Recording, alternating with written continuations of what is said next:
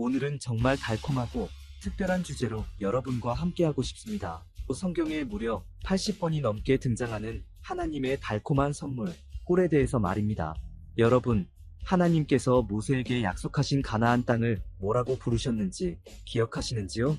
바로 젖과 꿀이 흐르는 땅이라고 하셨습니다.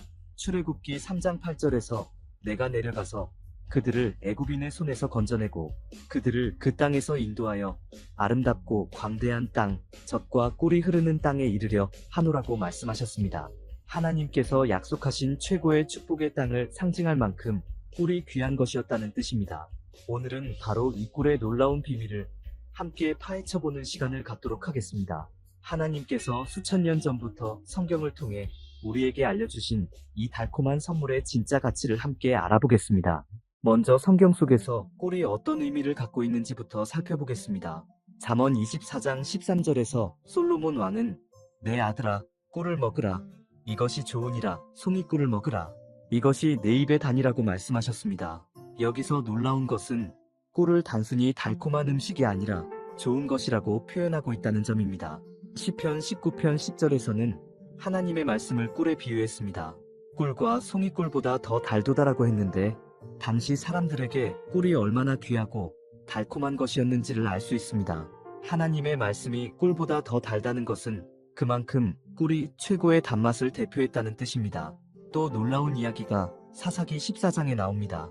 삼손이 사자를 맨손으로 죽인 후 얼마 뒤에 그 사자 시체에서 꿀벌들이 꿀을 만든 것을 발견했다는 이야기입니다. 죽음의 자리에서 생명의 달콤함이 나온 것입니다. 이것은 예수님의 십자가 죽음을 통해 우리에게 영생의 달콤함이 주어진 것을 예표하는 것이라고 해석하는 학자들도 있습니다. 구약의 제사 제도에서도 꿀은 특별한 위치를 차지했습니다. 레위기 2장 11절에서는 소재에 꿀을 넣지 말라고 했는데 이는 꿀이 발효될 수 있기 때문입니다. 하지만 초실절에는 꿀이 들어간 떡을 드릴 수 있었습니다. 이것은 꿀이 그만큼 귀한 것이었다는 증거입니다. 열왕기상 14장에서는 요나단이 꿀을 맛보고 내 눈이 밝아졌도다라고 말했습니다. 꿀이 단순히 단맛을 주는 것이 아니라 기력을 회복시키고 정신을 맑게 하는 효과가 있다는 것을 보여주는 대목입니다. 이스라엘 백성들이 광야에서 먹은 만나도 꿀 섞은 과자 맛 같았더라고. 출애굽기 16장 31절에 기록되어 있습니다. 하나님께서 내려주신 하늘의 양식을 꿀맛에 비유하신 것입니다. 이처럼 성경에서 꿀은 단순한 감미료가 아니라 하나님의 축복, 지혜, 생명력, 그리고 하늘의 양식을 상징하는 거룩한 의미가 담긴 하나님의 선물이었습니다. 그런데 정말 놀라운 것은 현대과학이 발달하면서 하나님께서 수천 년 전부터 성경을 통해 알려주신 꿀의 가치를 과학적으로 하나하나 증명해가고 있다는 것입니다. 하나님의 창조 설계가 얼마나 완벽한지 다시 한번 깨닫게 됩니다. 꿀의 가장 놀라운 특징 중 하나는 항균 작용입니다. 꿀에는 과산화수소가 천연적으로 들어있어서 세균의 성장을 억제합니다. 또 꿀의 높은 당도와 낮은 수분 함량이 세균이 살기 어려운 환경을 만듭니다. 그래서 꿀은 상하지 않고 오랫동안 보관이 가능합니다. 실제로 이집트의 피라미드에서 발견된 3000년 된 꿀이 아직도 먹을 수 있는 상태였다고 합니다. 꿀에는 포도당과 과당이 주성분으로 들어있는데 이것들은 우리 몸에서 빠르게 흡수되어 즉각적인 에너지를 제공합니다. 그래서 요나단이 꿀을 먹고 눈이 밝아졌다고 한 것이 과학적으로도 맞는 말입니다. 혈당이 빠르게 상승하면서 뇌에 에너지가 공급되어 정신이 맑아지는 것입니다. 꿀에는 또한 아미노산, 비타민, 미네랄, 효소들이 풍부하게 들어있습니다. 특히 비타민 C, 비타민 B군, 칼슘, 철분, 마그네슘 등이 포함되어 있어서 단순한 당분 덩어리가 아니라 영양학적으로도 가치 있는 식품입니다. 꿀의 항염 작용도 주목할 만합니다. 꿀에 들어있는 플라보노이드와 페놀 화합물들이 염증을 줄이는 데 도움이 됩니다. 그래서 목이 아프거나 기침이 날 때 꿀을 먹으면 도움이 되는 것입니다. 상처 치유에도 꿀이 효과적입니다. 꿀의 항균 작용과 함께 상처 부위의 습도를 적절히 유지해 주어 치유를 촉진합니다. 실제로 뉴질랜드의 마누카 꿀은 의료용으로도 사용되고 있습니다. 소화기 건강에도 꿀이 도움이 됩니다. 꿀에 들어있는 올리고당이 장내 유익균의 먹이가 되어 장 건강을 개선하는 데 기여합니다. 또 꿀의 효소들이 소화를 돕기도 합니다. 항산화 작용도 빼놓을 수 없습니다. 꿀에 들어있는 각종 항산화 성분들이 우리 몸의 세포를 보호하고 노화를 늦추는데 도움이 됩니다. 특히 색이 진한 꿀일수록 항산화 성분이 더 풍부하다고 알려져 있습니다. 수면의 질 개선에도 꿀이 도움이 됩니다. 꿀을 자기 전에 조금 먹으면 트립토판이라는 아미노산이 세로토닌과 멜라토닌 생성을 도와 수면에 도움이 됩니다. 그런데 모든 꿀이 다 같은 것은 아닙니다. 꿀의 품질을 결정하는 요인들을 알아보겠습니다. 꿀벌들이 어떤 꽃에서 꿀을 채취했느냐가 중요합니다. 아카시아 꿀, 밤꿀, 유채꿀, 야생화꿀 등 꽃의 종류에 따라 맛과 성분이 달라집니다. 일반적으로 단일꽃에서 채취한 꿀이 더 순수하다고 여겨집니다. 가공 방법도 중요합니다. 생꿀이 가장 좋고 가열 처리를 최소화한 꿀이 영양소가 잘 보존되어 있습니다. 고온으로 가열하면 꿀의 효소들이 파괴될 수 있습니다. 순도도 확인해야 합니다. 설탕이나 다른 감미료가 섞인 가짜 꿀들이 시중에 유통되기도 합니다. 진짜 꿀은 물에 떨어뜨렸을 때 바로 퍼지지 않고 덩어리를 유지합니다. 원산지도 중요한데 환경오염이 적은 지역에서 생산된 꿀이 더 안전합니다. 인증받은 유기농 꿀이라면 더욱 좋습니다. 그럼 일상생활에서 꿀을 어떻게 활용할 수 있는지 알아보겠습니다. 가장 간단한 방법은 차에 넣어 마시는 것입니다.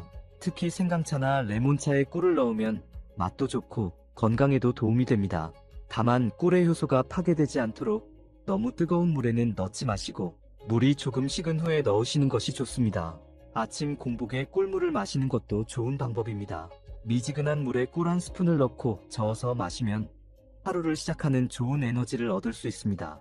기침이나 목 아픔이 있을 때는 꿀을 직접 드시거나 따뜻한 차에 넣어 드시면 도움이 됩니다. 특히 아이들에게는 기침 시럽보다 꿀이 더 효과적이라는 연구 결과도 있습니다. 빵이나 요거트에 발라 드시는 것도 좋습니다. 설탕 대신 천연 감미료로 사용하면 더 건강한 단맛을 즐길 수 있습니다. 마사지나 팩으로도 사용할 수 있습니다. 꿀의 보습 효과와 항균 작용이 피부 건강에 도움이 됩니다. 꿀에 오트밀을 섞어서 얼굴팩을 만들면 각질 제거와 보습을 동시에 할 수 있습니다. 운동 전후에도 꿀이 도움이 됩니다. 운동 전에는 빠른 에너지 공급원으로, 운동 후에는 피로 회복을 위해 활용할 수 있습니다. 보관할 때 주의사항도 있습니다. 꿀은 습기를 잘 흡수하므로 밀폐용기에 보관해야 합니다. 직사광선을 피해 서늘한 곳에 두시면 됩니다. 냉장고에 넣을 필요는 없지만 넣어도 상관없습니다. 다만 온도가 낮으면 결정화될 수 있는데 이는 자연스러운 현상이니 걱정하지 마십시오. 꿀이 결정화되어 굳어졌을 때는 중탕으로 살짝 데우면 다시 액체 상태로 돌아옵니다. 이때 너무 높은 온도로 가열하지 않도록 주의하십시오. 그런데 여기서 꼭 말씀드리고 싶은 것은 주의사항들입니다. 첫째, 1세 미만의 영아에게는 꿀을 주시면 안 됩니다. 꿀에는 보툴리누 수균의 포자가 들어있을 수 있는데 성인은 문제없지만 면역체계가 미성숙한 영아에게는 위험할 수 있습니다. 둘째, 당뇨병 환자들은 주의해야 합니다. 꿀도 결국 당분이므로 혈당을 올릴 수 있습니다. 전문의와 상담 후 섭취량을 조절하시기 바랍니다. 셋째, 꿀벌 알레르기가 있는 분들은 꿀에도 알레르기 반응을 보일 수 있습니다. 처음 드실 때는 소량부터 시작해서 몸의 반응을 살펴보십시오. 넷째, 아무리 좋다고 해도 과하게 섭취하면 안 됩니다. 꿀도 칼로리가 높은 식품입니다. 하루에 한두 큰술 정도가 적당합니다. 다섯째, 치아 건강을 위해 꿀을 드신 후에는 물로 입을 헹구시는 것이 좋습니다. 당분이 치아에 남아있으면 충치의 원인이 될 수 있습니다. 그런데 성경적인 관점에서 꿀을 어떻게 바라봐야 할까요? 먼저 감사하는 마음으로 받아야 합니다. 디모데전서 4장 4절에서 하나님께서 지으신 모든 것이 선하매 감사함으로 받으면 버릴 것이 없나니라고 말씀하셨습니다. 꿀 한 스푼을 드실 때마다 하나님의 창조 섭리와 사랑을 기억하시기 바랍니다.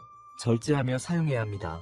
잠언 25장 16절에서 꿀을 발견하거든 조카리만큼 먹으라 과식함으로 토할까? 염려하노라고 경고하고 있습니다. 좋은 것도 지나치면 해로울 수 있다는 뜻입니다. 또한 나눔의 정신을 가져야 합니다. 좋은 정보를 이웃과 나누고 어려운 분들과도 함께 나누는 것이 성경적인 자세입니다. 꿀벌들의 협동 정신에서도 배울 점이 있습니다.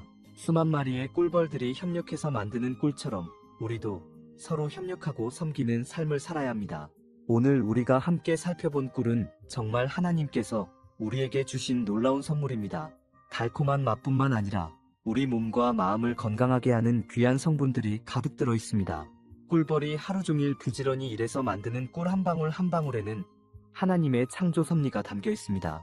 꽃에서 꽃으로 날아다니며 꽃가루를 옮겨 식물의 번식을 돕고 동시에 우리에게는 달콤하고 영양가 있는 꿀을 선물해주는 꿀벌들을 보면 하나님의 지혜가 얼마나 오묘한지 깨닫게 됩니다. 시편 119편 103절에서 주의 말씀의 맛이 내게 어찌 그리 단지요. 내 입에 꿀보다 더하니이다라고 했듯이 꿀의 달콤함을 맛볼 때마다 하나님 말씀의 달콤함도 함께 묵상하시기 바랍니다. 꿀처럼 달콤하지만 또한 치유의 능력이 있는 하나님의 말씀을 매일 묵상하며 그 말씀으로 우리의 마음과 영혼을 치유받으시기를 바랍니다. 오늘 말씀드린 내용이 여러분의 건강한 식생활에 작은 도움이 되었으면 좋겠습니다. 무엇보다 하나님께서 창조하신 자연의 선물들에 감사하는 마음을 갖게 되셨으면 합니다. 우리 몸이 하나님의 성전이라는 사실을 기억하시고 이 소중한 몸을 잘 돌보아 하나님께 영광 돌리는 삶을 살아가시기를 바랍니다. 다음 시간에는 성경에 등장하는 또 다른 하나님의 선물에 대해서 함께 나눠보도록 하겠습니다. 어떤 주제일지 기대해 주십시오. 구독과 좋아요, 그리고 알림 설정 잊지 마시고요. 댓글로 여러분의 꿀 활용법이나 건강 간증도 나눠주시면 감사하겠습니다. 여러분의 소중한 경험들이 다른 분들에게도 큰 도움이 될 것입니다.